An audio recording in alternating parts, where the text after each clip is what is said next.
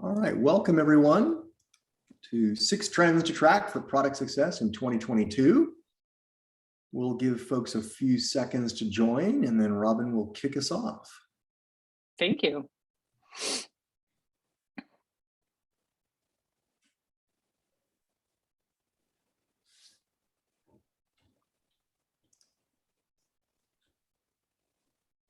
All right, let's get going.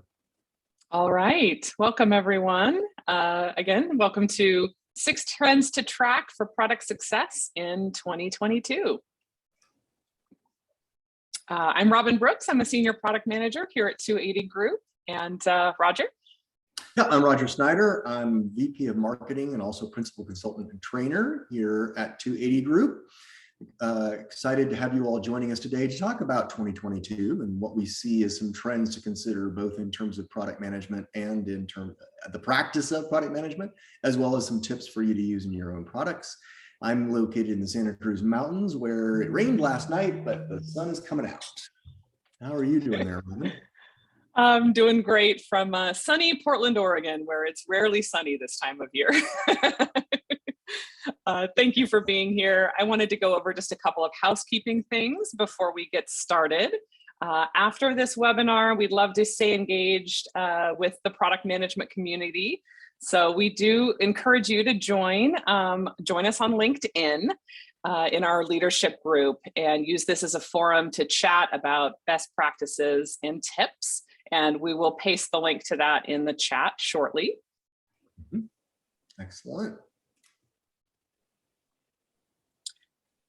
And during the webinar, we love interacting with you. Please ask questions. You can use the Q&A box on the bottom of your screen to type in questions at any time, and we will leave time for Q&A at the end of the webinar. So our most popular question is, can I watch this webinar later? And the answer is yes. All attendees will receive a link to watch the webinar recording after it has ended.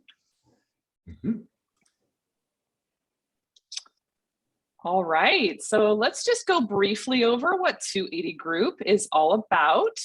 Our mission is to empower product professionals with the knowledge and tools they need to build products that matter. Unlike other companies, this is what we're exclusively focused on, the needs of product professionals. And whether you need help as an individual, growing your knowledge and skills, or you're working on improving your team's effectiveness, we have the experience and services that you need. So please check us out at 280group.com. All right. All right, so I'm going to hand this over to Roger to kick us off on the trends that we're tracking. Very good. So we're going to talk today about some trends in product innovation. We're also going to talk about some more of the skills a product manager needs in their own work every day. And so we're going to talk about product management ethics. It's become an interesting topic of late.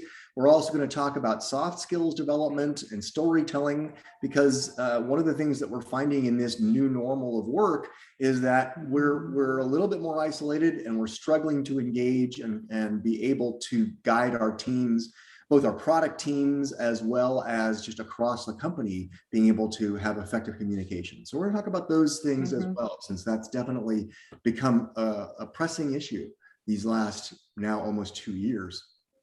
All right, let's dive into product innovation. So a couple things we want to talk about today.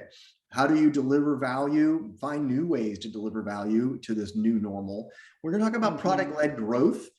We've gotten some questions lately about product-led growth as a B2B technique. So we're going to talk about that some more, because it's becoming a powerful technique in B2C, but also in B2B. And we're talking about experimentation. And we've talked a lot about experimentation in software, but we want to also talk about experimentation in physical products and areas where people may not have thought about before. So we're excited to cover these topics a little bit more.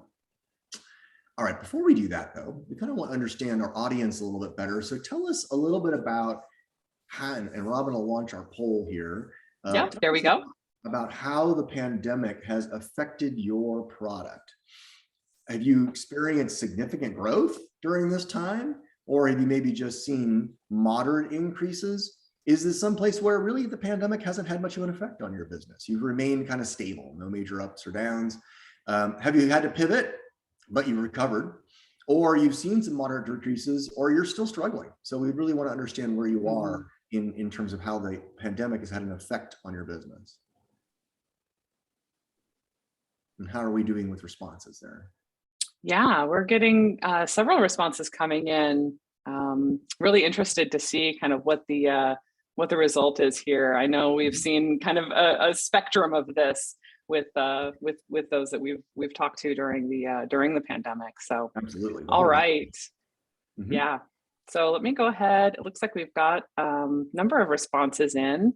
And interestingly, the most common response is that folks have seen some moderate increases in their product usage. So that's really interesting. It sounds like some folks have had to pivot, but we're able to recover. And then there's some that are still struggling as well. Okay, very good. So it's been more of the moderate increases and then some struggling. Okay, all right. So yeah, answers across the spectrum. All right. Well, given that, let's talk about some techniques in order to think about how to deliver new value in the new normal. So many companies, have had to adapt and grow in big ways during these past 2 years, but there's been this sense that we're settling into a new normal, although Omicron now may challenge that once again. It definitely feels like, though, that we're not going back, right? So this is definitely going to be a different world of work and different world of living as well. And so what are some of the small ways that businesses, can change and do things? How can your products be adapted to reduce, for example, employee stress? Are you in a business where you're serving B2B and your customers are enterprises? Are there ways for your product to be able to actually help employees be more productive and also experience less stress? Or are your products being used at the home differently than in another setting in the past, right? So we saw the big toilet paper run at the beginning of the pandemic, and it turns out that was a channel problem where a lot of consumer toilet paper wasn't available, even though there was plenty of toilet paper for office space usage. And that really was what the challenge was. And so similarly, is there a way now that you can be serving employees in an environment where they're working from home more, right? And is there a way for you to then have these opportunities become something permanent that can be long-term value you can deliver? And I think you had an example of this, right, Robyn? Yeah, I can think of a really relevant example here, which is how my whole family interacts with something as fundamental as food now versus a couple of years ago. Either my husband or I, we would grab a few groceries on the way home from work a few times a week, right after or before picking up the kids. And the focus would typically be on just easy to pack lunches because we were doing a lot of commuting, quick prep dinners so that we could pick up the kids and get home and get food on the table. But now that my husband and I have both transitioned to working fully remote, we're at home full time. And so we're using services like Instacart a lot more and can build that shopping list a little bit more at leisure and then order the groceries when we need them. And my husband loves to cook. So he's been able to really expand the kinds of food that we're eating. And so what is on our shopping list now is very different than it was 2 years ago. And think about how many types of businesses are impacted by these kind of simple changes at a broad scale. So how grocery stores stock inventory, what they stock, businesses like Instacart, of course, but then also supply chain and logistics, like you were mentioning, for, different kinds of toilet paper is needed now that more people are at home versus in an office setting. So little changes like this that don't seem like they're impactful can be really impactful at a broad scale. Well, and I think you make a good point in the terms of, a lot of us in the last 18 months know already about I got to change the way I distribute my products, right? So the shift from I'm grocery shopping in the store to using that's a pretty obvious one, right? And But the second point you made is what you're cooking now is different as well, right? So the different ingredients that you're purchasing, right? And the different recipes, for example, that you're using potentially. So there's this second shift, and that's what I want to emphasize. This Mhm. point that's key for 2022 is what Yeah. are these longer term shifts that you as a product manager should be thinking about that could have Mhm. a meaningful impact on how you serve your customers and how your product may need to continue to evolve, right? We already talked about the distribution channel change a year ago. There's more coming, right? So that is going to be important for you to be able to think about in a longer term setting, right? So good. Mhm. I'm hoping that's the key takeaway I want to get out of this for all of you that are thinking about, okay, what am I going to do differently going forward, right? All right, let's talk Sure. about product-led growth. And product-led growth has been a rising capability. Mhm. It's been mostly traditionally been used in B2C, right? Where the time to value can be very quick. You're able to get that new additional value where you're offering a trial and then you're offering for a freemium upgrade, for example, or you're able to share the product with other folks. And we're not just talking the viral spread of social media, but you enjoy the product, you can then send a discount coupon to a friend in order for them to then purchase the product and take advantage of it, right? So those have been pretty traditional, common examples of product-led growth in B2C, but we want to talk about product-led growth from a B2B perspective as well. And the fact that it's a different audience, but more and more, many of these techniques are being used, particularly in this concept for land and expand, right? And Slack is a prime example of that, where they start out with a free tier. It gives you some good, compelling features right off the bat, so it delivers immediate value. But then there are some limits and constraints that are applied. So you only have a single workspace, or you have limited video calling or integrations. And then once people get hooked or excited about the base features, they want to upgrade, and they're able to then invite more of their coworkers to use the product and eventually start influencing those buyers, right? So to the point we had in the second bullet here, users don't have that buying authority, but once they start using the product, are able to demonstrate the value it offers to their organization, they're then able to, then they influence the buyer to be able to actually upgrade and purchase to a paid version of Slack. And that kind of approach is a great approach to then be able to get that land and expand value across the whole organization. So if you are in a B2B business and you want to be able to get more product-led growth, think about where are the right places for you to put limits on the value that then really valuable features will get paid for, and how do you get those users of the free product enabled to express that value to the actual buyers? So is that something where, okay, hey, download this free sheet that explains all the value of the various tiers, right? And you offer that in channel occasionally. Are there other ways where you can say, hey, now here's a key to go give a free trial of some of those more expensive features for a limited time to the people that are in authority to buy?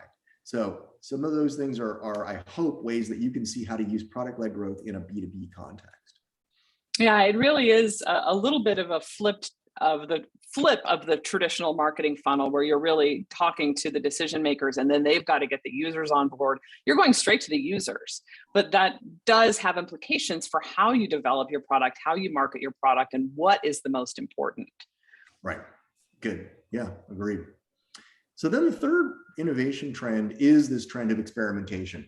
And of course, we've talked about this before in the context of software. And for those of you who may not be familiar with that, there's plenty of tools in software that allow you to be able to see what your users are doing, be able to rapidly deploy, say, an A/B test of let's try this feature versus that feature. Right. And then see how much uptake we get from that. Or we'll approach a way to solve a problem one way with a subset of the user base, and then a different way for the other part of the user base, and see which one is more effective. But in physical spaces then, or physical products or consumer products, how do you go about doing this? And so I want to give a couple of examples. One has to do with digital transformation, and it's something that folks don't necessarily think about, but I started with coloring books, right? So, right? So Crayola, right? I mean, we're going back now to kindergarten when you were coloring, right? But Crayola came out a couple of years ago now with this Virtual Design Pro, where yes, you do color in this book, but then you take a picture of that coloring with your smartphone or your tablet, and it renders that picture into a three-dimensional car in this example. And there's different ones aimed at different audiences. So this one was cars that I chose, but they also have one for fashion. So you color and you create this three-dimensional product that then you can race. In this case, you can take the car out on a track and race. And then even race with other people. So now, again, another product-led growth thing of invite friends to race against you, and then they're going to want to go out and buy the coloring book and color their own custom car, right? Yeah. So it crosses over in both ways. But then once you had how do you experiment with coloring? Well, now that you have a digital dimension to this, you can continue to experiment and try new features in the digital aspect of this product. So many physical products are adding a digital component as well. And this is an example, right? So think about that, right? If I can come up with an example that's in coloring books, what could you do in your products to add a digital dimension that then would open up your ability to experiment, right? Yeah, and the AR and VR space is kind of, it is a trend that we're tracking because it is poised to really take off. You see a lot more smartphones, including things like LiDAR sensors that are going to make this an even more engaging experience here within the next few years. So great time to get out in front of it. Absolutely. And then the second trend I want to talk about is there is this capability in three-dimensional printing to now be able to print prototypes, right? You can actually create an example in this picture here, an example of a remote control, for example, right? Or an example of a part that you're going to then see how well that part integrates with the rest of a product. So the 3D printing costs have come down significantly in the last 5 years. And they create these opportunities for you to build prototypes, to be able to try out things at a much lower cost. I used to be in the smartphone business, so I know what it was like to have to actually create a prototype, a real working prototype. Very expensive, hundreds of thousands of dollars. Yeah. But now you can prototype something, get that in front of a small user base, test out their responses, their feedback, their thinking about how it feels and looks in their hands. And you can rapidly innovate this way by being able to do this. And I've added an article down here. We'll include a link to this article in our follow-up email of how agile engineering principles now are influencing not just software, but product design and physical manufacturing and any kinds of consumer products that are physical. So I really want to encourage folks to think about using these new techniques, even if they don't have a software part or a digital part to their product. There are now ways to more rapidly innovate and experiment. Absolutely. All right. Let's now move on then into some of the softer side of product management discipline and talk about ethics, right? And this has been in the news quite a bit, even just recently, right? And so, the challenges that Meta and some of its subdivisions have had with the reveal of what were called the Facebook papers definitely revealed that there were some issues in terms of, were these different divisions of Meta making the best choices for their users, or are they making the best choices for their own bottom line? And how are they balancing those things? And that's definitely become a big issue and a concern. And on the Blizzard side as well, right? I don't know if you want to comment on the Blizzard side of that. Sure. Yeah, this has been a pretty impactful situation, particularly in the gaming community, where you see this kind of hidden toxic work culture where you don't have the right representation, the right voices at the table. And so it makes things like diversity and inclusion really important to be mindful of as a whole part of your business, for your customers and also for your employees, because that toxic culture doesn't produce a good product in the end. Right. And the challenges that Meta has been experiencing are things that then call into question, how do you go about using customer data? Are you encouraging healthy, long-term, effective behaviors of your users that will then keep them a healthy, loyal customer longer term, right? So let's dig into this a little bit more and talk about these issues, right? So we're going to talk about some techniques and concerns, not just concerns, but also approaches that you can use to up the ethical approach that you as a product manager can take to making products for your customers, right? So we're going to talk about JEDI, we're going to talk about the usage of customer data, driving healthy user habits, and promoting sustainable practices. All right, so let's talk about JEDI. I absolutely love this. I'm a big Star Wars fan, so the fact that now we can say JEDI in a professional setting is just really exciting. But JEDI adds what maybe you've heard before, DEI, diversity, equity, inclusion. It adds justice to this Right. mix, right? And in terms of justice, it is looking at this bigger picture from the beginning. Is our proposed solution productive, or is it potentially harmful? And how do we mitigate that harm, right? Who could it harm, and what could we do to prevent that harm in the first place? So I hope others are familiar with the other three categories here in terms of diversity, in terms of equity, and in terms of inclusion, right? But just to hit briefly on them. So in terms of diversity, inclusion, are you getting all the best ideas you can by having a more diverse set of voices at the table? When you're thinking about features, when you're thinking about benefits, are you having a good diversity of voices that give you this broader set of possibilities to even choose from in the first place, right? And then over the course of this, in terms of inclusion, not only is it at the beginning when you're sourcing ideas, but then when you're testing. Are you testing, for example, you're doing a beta test or you're doing a focus group? Are you bringing all the voices to the table in that focus group or in the survey? Are you conducting a survey across the broad base that represents correctly your user base, but maybe make sure that more of those minority voices are included in that user base, right? We have another webinar that we can point you to that talks about the benefits of bringing a more diverse set of folks to the table, both up front as well as in your testing. So anything to add there, Robyn? I would say a really key place to keep an eye out for this is when developing personas. We talk about frequently in our courses about proto personas and then fleshing those out into full-blown personas. And there's been kind of some evolution of the persona in the industry over the last couple of years. Too often you stop with the proto persona, and that can have a lot of inherent bias. If your products are being developed for people who kind of look like you and think like you, then you might be missing a big part of the market and missing voices that are going to be really impactful. So don't forget the next few steps. Conduct empathy interviews, talk to real customers, and don't just focus on demographics, right? Because two people that look very similar on paper might face very different real problems that your product is trying to solve. So keeping those things in mind is really important because it's going to make your product better in the long run.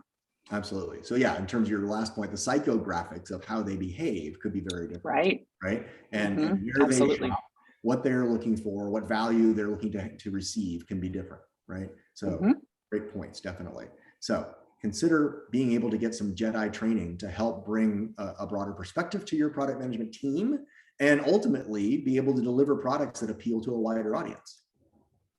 Now, we talked earlier about some of the struggles and challenges that Meta has dealt with this year, and that brings us around to the antidote to that is to really taking into account how do you ethically use your customer data. And in this chart, this is a very effective chart, I hope, to, as you're looking at each step of the way, when you're acquiring your data, only acquire what's really actionable. Don't gather more data than you really need. Anonymize that data whenever you can, so that again, you are respecting the privacy of the folks that you're gathering this data from. Then analyze it and look for trends. Nothing changes there necessarily, but then you want to also make sure that you store it in a sanitized way. So only the aggregated data, only the trends that you needed are there for the long-term storage, and then get rid of whatever you don't need, right? So then you are then hopefully obeying and following the privacy statements that you're putting out in front of your customers. Interestingly enough, just this morning, I got a new privacy update on my Android, my smartphone from Samsung of with my health data, and they updated it. And I was like, okay, I'm going to read this. I really want to know, what are they doing with my health data? Because that's very personal to me, right? And it was clear that they aggregate that data when they do it for analysis. So that's important to make sure that you're clear about that, even in how you tell your users you're using the data, right? So you want to understand the customer journey. That's great. You want to be able to build your product so it better serves their needs, but then you've got to respect their use and make sure that the data you're using stays anonymous and isn't misused.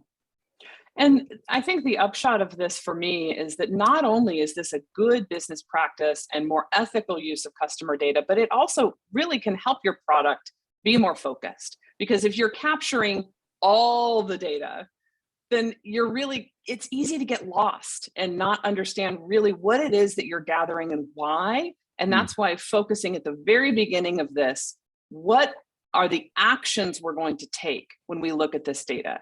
Right. Making sure that it's actionable is going to make your product better in the long run, so that when you go to analyze and you're looking for those trends, you're reducing the noise in the data that you've collected. Right.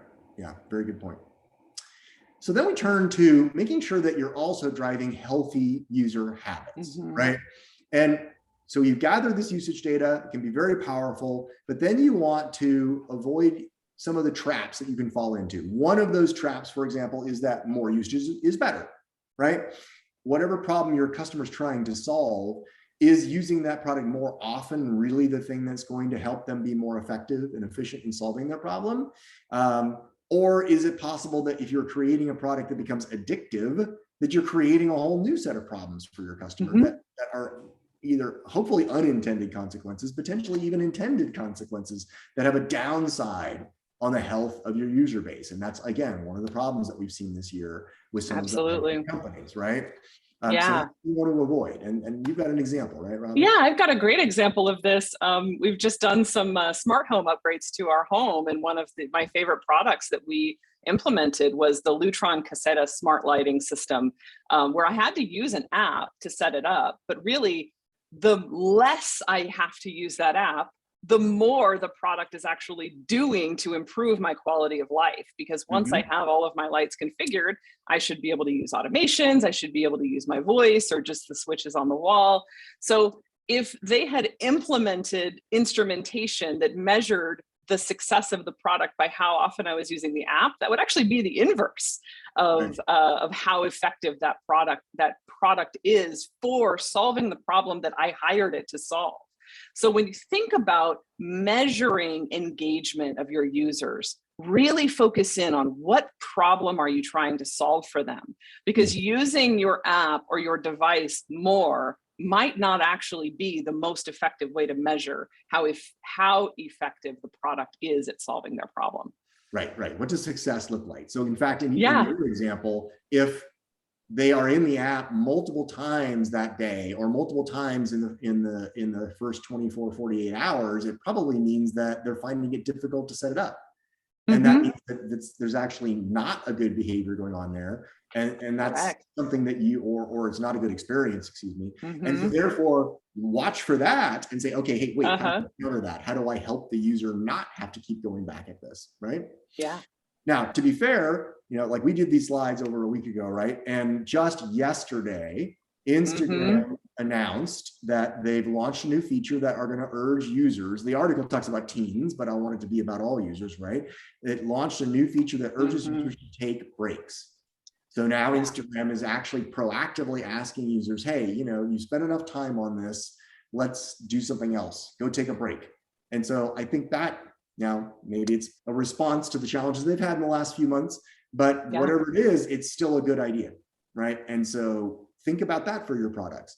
Are there things that you should be doing too to also encourage healthy behavior? And remember too, a healthy user that doesn't resent your product for making poor choices is going to become a more loyal user, right? So this is a balancing act. Of course, you want to, from an ethics standpoint, make sure you have healthy users, but you also, from a good business practice, you want loyal users. And any user that feels like you've taken advantage of them or is immediately going to resent that and not be a loyal user. So that's something to be thinking about, the long-term value that you deliver and the loyalty you want to engender. Now, I found this, and I've watched this unfold, right? Because I've been in user experience for a long time as well as a product manager. Near Ewald produced this book, Hooked, and it was a big book when it came out, and it was all about how do you build addictive products. And then 5 years later, he came out with almost an antidote to the first book, which was Indistractable. And he made a good premise though. He's like, look, I'm not trying to say that the products need to completely change, although I think that's true. But I also want you as a human being to just become capable of being more focused. So it really was an antidote book in terms of being able to become more focused in your life, because the digital world's not going away, right? And there is a lot of value you get from your smartphone. I think this is really representative of also some of the cultural shifts that have happened in the last 5 years and how much more powerful algorithms have gotten at making us addicted to products. And so now we do need to take a step back and think, what is the impact of this on our culture? What is the impact of this on human beings? And how do we find the right balance between making engaging products that solve problems for our customers while also making sure that we're keeping kind of the big picture in focus? Right, absolutely. And so as a product manager, the takeaway here is, yes, you should think about how can you make your product maybe habit forming, but not addictive, but also be thinking about how do you make sure that it also still engenders a healthy relationship with your product, right? So absolutely. As a product manager, I would encourage you to read both of Nur's books. Yeah. Because I think that will give you the bigger, broader picture of what's been going on here and avoid some of the dark side consequences that we've seen lately. Absolutely. All right, so another dimension of thought in terms of how to make great products and do it ethically is sustainability. And I think I'll let you explain this one a little bit, Robyn, because I really like this chart that you've got here on the different dimensions of sustainability and this triple bottom line. Yeah, sustainability, I think, sometimes has a reputation of being more green, right? And that's certainly an aspect of it. But as we talked about JEDI as well, you're kind of balancing impact on people, impact on our planet, and of course, impact on profit, because as a business, your goal is to be profitable. But keeping all of these things in balance is going to help your business thrive in the long term. You see this with customer behaviors that have been changing. And this has been a trend that has been tracking for decades, not just months or years, right? Customers are increasingly looking for social justice and sustainability in products. They're voting with their wallets. And so developing your products and services within this context is going to be important going forward. Right, definitely. And so we have a couple of examples of this. Absolutely. The first is in consumer products in chocolate, right? So there's been the fair trade logo, and it again has been out for a while, but now more recently there's data to prove, because I read some articles, and we have a source down there at the bottom that you can follow that link later on. We'll put that link in the follow-up email.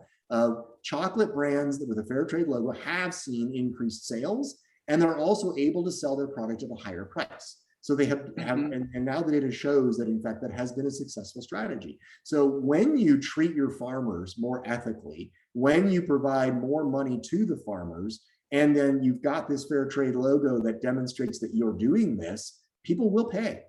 People will pay. They have a conscience, especially in a consumer product, where they want to know that the money they're spending is being used to help everybody in the value chain. And I think there's been some controversy, actually. The article I've linked to, where you can read deeper if you're curious about this, of maybe fair trade actually doesn't do enough. And there are now even more ethical approaches to this value chain. But it at least has started a good conversation. And as a product manager, I want you to see that it actually has created value, both in terms of happier, more loyal customers, and even more profit for your product, as well as sharing that profit all the way down the value chain. Absolutely. And we see this impact even in the consumer electronics space, where, right to repair and sustainable sourcing of components has gotten a lot of traction lately. And, so you see products like the Fairphone and the Framework laptop that really focus on sustainable sourcing of parts, being able to do self-repair, because as consumer electronics get more and more tightly integrated and slimmer and lighter, we've seen this trend of making them really, really difficult to repair. And then that ends up increasing e-waste. So, where I have a phone, I use it for 2 or 3 years, and then I have to go buy a new one because the battery is worn out. And so you do see, this sort of pressure on the industry. And because of products like the Fairphone and the Framework, now you're starting to see even big companies like Apple and Samsung create more friendly repair programs and increase access to parts that is kind of making waves. And you're seeing that pressure in the industry. So this competition is proving to be really valuable because it is helping, as you see customers voting with their wallets, helping to kind of drive more sustainable business practices. So definitely a trend to watch in 2022. Absolutely. And I know that I have been frustrated. I've been a DIY person as a homeowner for years. And I've become increasingly frustrated with, oh, well, so the vacuum cleaner broke, or, we have a robot vacuum cleaner, but also just the regular vacuum cleaner broke. And it's like, you can't get parts for that anymore. It's like, well, what does that mean? Why don't we allow for repair? I don't want to throw out my entire vacuum cleaner. I just want to fix this one part, and there are screws on it. Why can't I fix that? So it goes into the design of the product at the beginning, but it also goes into the supply chain of like repair parts, right? Or replacement pieces. All of that needs to be considered, again, whole product, but all of that needs to be considered as you're a product manager, right? And can you actually, again, build better customer loyalty and potentially increase the long lifetime value of that product, because then people will buy those replacement parts, right? And then there's actually some good profit margin on some of those things. So we hope that the sustainability dimension is another one that you bring to your toolkit in how you build a product that's going to be more successful in the marketplace. All right, so now let's talk about some soft skills. Again, the fact that so many more folks, we think, are working from home or working in a hybrid environment means that attention to these skills is becoming more valuable. But let's poll our audience and find out how much of an impact this is having. So I'll let you launch the poll. Yeah, so let us know, are you or your team struggling to collaborate in a hybrid or a virtual company setting? And is it really at the bottom there a serious struggle, or is it, yeah, we're thriving virtually, not a problem at all? I'd like to kind of know, where are we on this? Are you on the spectrum? And we do have a choice for you're not virtual or hybrid at all. We want to know about that as well. Yeah, this is really interesting, because I've seen kind of the whole spectrum of folks that did return to the office full time, and folks that have gone fully virtual, and then somewhere in between, right? You're in a hybrid environment. Maybe some of your employees are fully virtual, but some are back in the office. Yeah, it'd be really interesting to see. Okay, it looks like we've got some good responses. I'm going to go ahead and end the poll, and let's take a look at the results. Okay, so neutral. Okay, not a struggle. Not great. We're doing okay. All right. Well, so most of the positive. That's pretty cool. That's encouraging. All right, struggling a little bit, but yeah. All right. So there's definitely some positive aspects of this, but let's still talk about a couple of techniques that we think would help you make it even more effective as you're working in a virtual environment. Great. All right. So in terms of soft skills, communication, of course, always important. We'll talk a little bit more about that. Do you, as a product manager leading a product team that's multi-departmental, cross-functional, do you have some good skills in influence and negotiation? And what about tools for making more personal contact in the virtual world? I mean, the picture that we have over here on the right is what it used to be like, right? But now what we're finding is it's a lot more of this virtual interaction where everybody you see is a two-dimensional image on a screen, just like you're seeing right now in this webinar, right? Okay, so let's dive into briefly some of this. And by the way, we're going to give you a gift at the end of the webinar. Actually, it'll be in the follow-up email on how to get better in some of these areas. And we'll talk more about that. But in communication, active listening, responsive listening, you can Google those two techniques. And those techniques allow you to be more effective, even in these virtual settings, of understanding the different levels of listening, learning how to reflect back what you think you have heard, both in terms of the facts as well as the feelings, and then really make sure you're understanding what's being said so that you can then be more effective in both directions, in both understanding and communicating. Because remember too, that if somebody else doesn't understand what you're saying, I always take the perspective of, okay, well, I failed then. If the message didn't get across, it's my fault that the message didn't get across. How do I then take a different approach to getting that message across, and then use these techniques to make sure that it was received, right? So take that approach of being positive about your intent and wanting to be sure that other folks actually understand what you're saying, and then use these techniques to capture that understanding, right? And again, we'll talk more about tools on how to do this. Then in terms of influence and negotiation, influence has these different capabilities. Again, there's a whole book on this, so I'm not going to go into a lot of detail on influence techniques. Excuse me. But these techniques, I'll pick up one or two of them, right? So in terms of reciprocity, if I give you something, you're more likely to feel an obligation to give something back. So as a product manager, be very free in how you share information. The more you are able to Absolutely. share user data, customer journey information, all of the interview results, what you learn from sales or customer support, the more you give that data, the more likely your friends in marketing or engineering or in sales are likely to give back data to you as well. So very powerful technique. That's just one of them. And we'll talk, there's other resources you can use to learn the other things, or you can Google, the concepts of influence, and these techniques will come up. In terms of negotiation, when you're actually trying to drive towards a decision, you want to use some techniques to make sure that you're getting to the best possible decision for all the parties involved, right? So here, it means having a dialogue, making sure you understand each other's needs, then making sure that you are clear about your intention to really reach understanding. You're not just driving to get what you want. You are also driving to actually have an understanding of what the other party's needs are. And when you start from that intention, instead of I just want what I want, things go much more effectively, right? Then you agree on challenges that you may have uncovered on both sides, and therefore courses of action, right? So in a negotiation, you may be, well, okay, you've just asked me for something that I don't have the authority to give you. Let me go away and see what I can do to see whether that's possible or not, or come back with an alternative. So that agree on courses of action is another key part in terms of making sure everybody understands what the next steps are, right? Ultimately, you want to satisfy the various interests as much as you can and have an efficiency in your approach. So these negotiation techniques should be able to help you be more effective in coming to effective decisions. Absolutely. And I think this is a really core skill. There's a lot of things that product managers are kind of inherently skilled at with regard to finding problems and solving problems. Those same skills apply when you're working with stakeholders, when you're working with folks within your organization. Think about what problems they're facing, what impacts their decision-making process.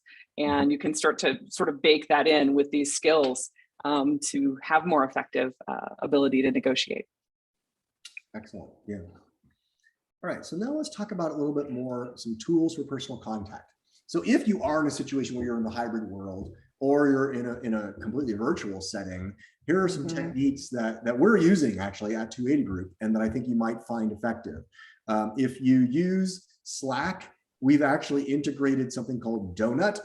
And I think there's probably other tools out there, so I'm not necessarily giving that product a specific shout out, but it's really helped us set up these virtual coffees where every 2 weeks pairs up members. Sometimes it will get a triad as well, but it'll pair up members of the team for an informal conversation so that you do actually like meet at the water cooler, right? Or or at the coffee machine, and you sit down and just have a half-hour conversation of just, hey, how's it going? What's going on in your life? Okay, so that is something that we have found very effective. I think I have my next donut next week, in fact. And I have found it great because I'm learning more about the personal lives of the people that I work with. And some of those people I'm working with, I've never met in person, right? Yeah. So I had a donut recently with someone who we hired earlier this year. She's based in Montana. We've never met, right? So the virtual coffee gives us a chance to get to know each other as people. It's been very helpful.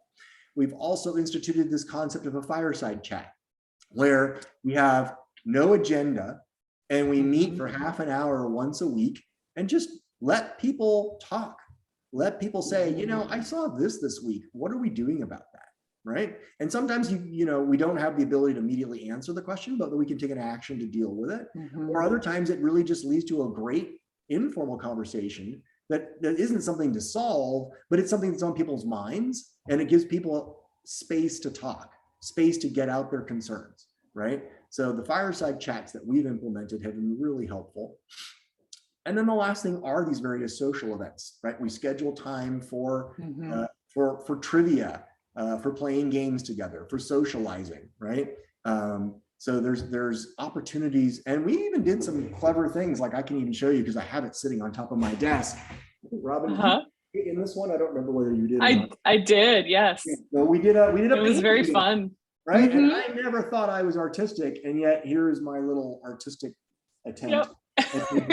Right? And so that was a very fun and different side of the brain activity for most of us who are very analytical. And it was really a very fun social event. right? So Yeah. think about these opportunities.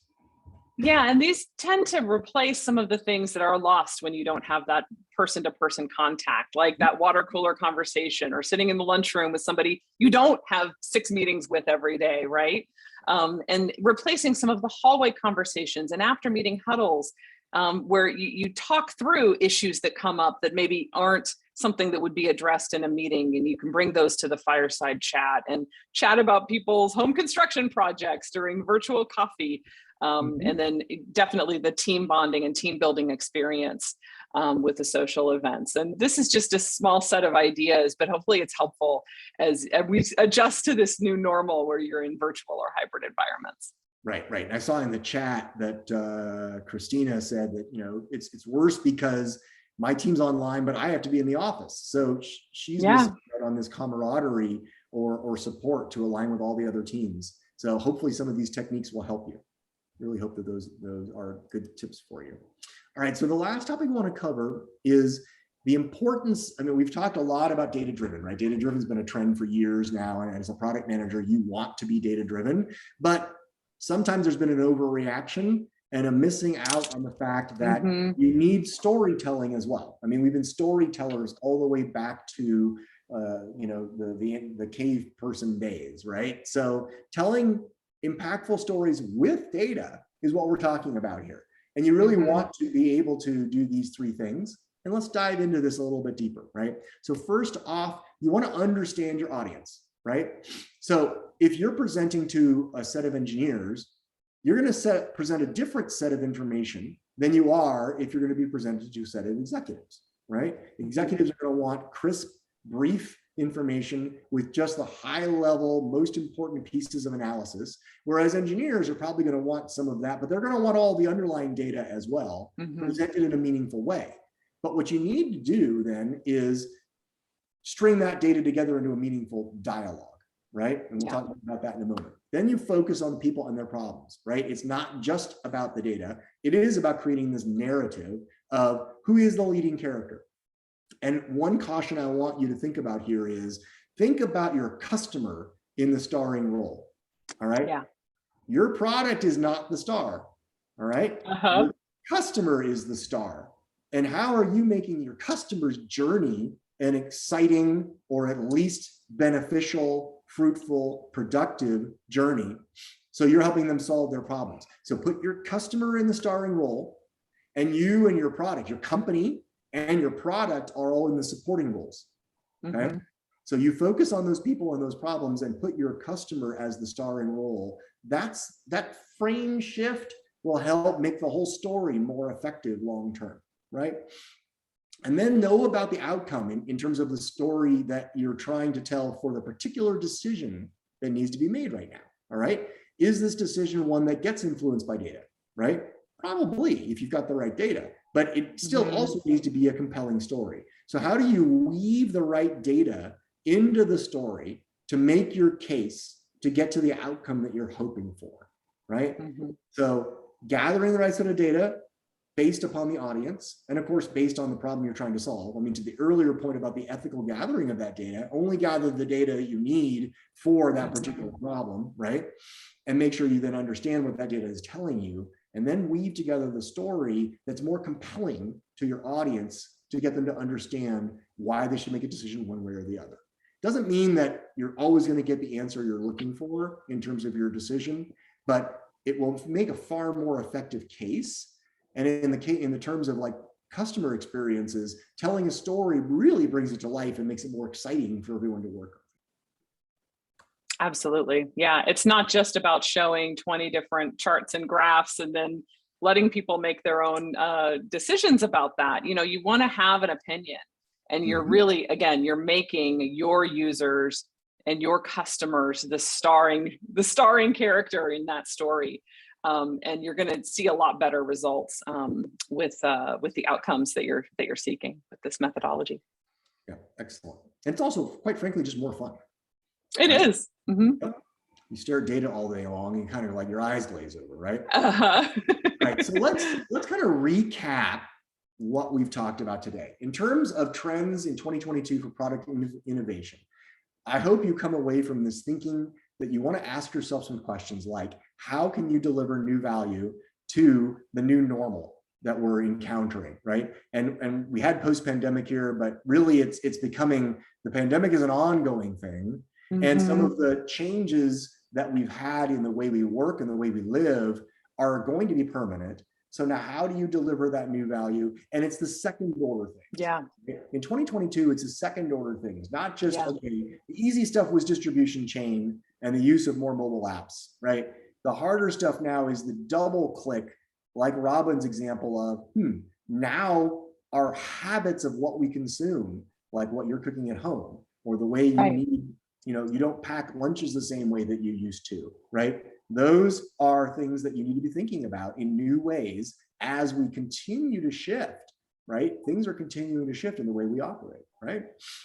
Then think about product-led growth. How can your product more automatically grow your business? And we gave you a couple of examples, both in terms of software and hardware or physical products.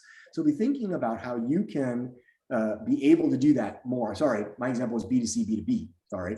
In B2B and B2C, B2B especially, how can you more possibly engage the audience so that the audience themselves sells more of the product or service that you're using? Absolutely. Okay? And then the last one was look for ways to experiment. And we've talked a lot about that in software, but today we talked a little bit more about how can you experiment with physical products, consumer products, in being able to understand and accelerate the way you deliver value to your customers. Given these new normals, we also then talked about the discipline of product management and how things like taking Jedi training could help you see more opportunities, not only have a more diverse workforce, which in itself is an inherent good, but also be able to build better products as a result, right? Then ask some of the hard ethical questions. Is what we're doing right? And we gave you a couple of different dimensions to think about in terms of using customer data, in terms of the health outcomes of your product, right? Think about sustainability, easy for me to say, as a new dimension of thought in your whole product thinking, right? And then we gave you some tips on hopefully you can use to improve communication, your influence, your negotiation skills, and then be able to, and I wrote this very thoughtfully, consciously work to keep it personal, consciously work to keep work personal. We're all people, and even though we have a lot less physical contact, it's very important to have human interaction, right? And then lastly, up your storytelling skills. Put data to work, but then to tell a more compelling story. All right, so hopefully these techniques will help you as you're moving into 2022. So our free gift today is our ebook, The Phenomenal Product Manager. And this book talks a lot about communication, influence, and negotiation. And these techniques are tried and true, but extremely valuable and even more important these days. So when you get the follow-up email from us after the webinar, look for the link to be able to download this ebook. And it's short, by the way. It's a really great read, and it's very short. And I hope you can find it a useful tool to help improve your communication skills. Excellent. Thank you. Let's get to some Q&A. All right. Okay, so we've got a couple of questions coming in. If you click on the Q&A section within the webinar tools, feel free to continue adding more questions, but I've got a couple here to start off with that I'm really curious to hear your thoughts, Roger. So we've got this one that if I'm a product team member, how can I help improve the ethics of my whole team as an individual contributor? Oh, right. So as an individual contributor, you may not feel like you've got the authority necessarily, right? I think I would start just by some asking questions. Use some of the techniques that we were talking about earlier. Well, so how are we going to use that data, right? If you just become more conscious in the conversations that you're in of asking these questions over and over again, you can start that influence. That'd be one technique I would use. And the other one would be maybe in my one-on-one with my manager, ask the bigger questions in a smaller audience of, hey, can we think more about these various issues? How do we avoid this? I always would also encourage you to come at it from the perspective of what benefit will our group have by thinking this way? So use some of the tips that we talked about. Like, for example, with respect to sustainability, there's data that proves that having a sustainable product can command a more premium price and has increased sales. So come to each of these conversations with a, what's in it for me attitude, so that you're both raising the right questions, but you're also showing that by thinking about these things, we can actually make better products. Absolutely. And I love the idea of approaching this from the perspective of being curious, because as a product manager, we're naturally curious. So asking the right questions, thinking about your company goals and your product's goals, and tying some of these ethical questions directly into those, asking the right questions in front of the right audience to start getting your leadership thinking. So yeah, there's absolutely impact you can have as an individual contributor towards some of these ethical challenges. Great question. Yeah. Okay, I've got another good one here. So if we can't afford a 3D printer right now, how else can we experiment with more physical products? Yeah, it's a good point, right? So if you're a smaller company or a startup, you may not be able to afford these things when you're working on a consumer or a physical product. Get a little bit more guerrilla about this. One of the examples I've seen before was the creative use of cardboard. Okay? So you can actually use cardboard and a pen and make some mock-ups that are physical still.